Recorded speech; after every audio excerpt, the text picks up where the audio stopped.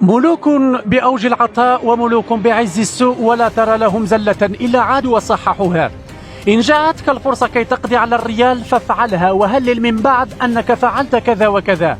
لكن بما أن اللعبة لا تنتهي في 5 دقائق يا كريستنسن، فهذا يعني أن إمضاءك لا يعد أن يسمى تقدما. أمام الريال سيكون في طي النسيان سريعا. كارلو جعل كامافينجا يسارا حتى يحد من خبث اليمين، لكن يامال يعبث في الظهر بمن شاء، وتلكم حسنة للبارسا لو استطاعوا وصانوها.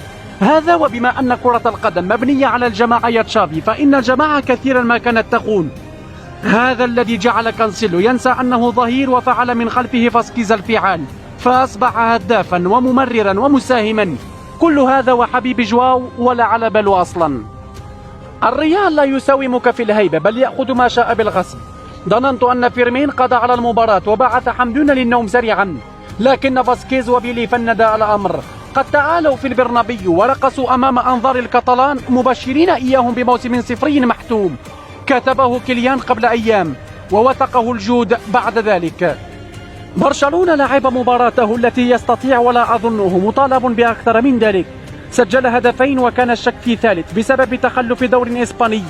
لا زال يعتمد على الفار في أمور الخط، في حين قد تقدم العالم بما فيه الكفاية.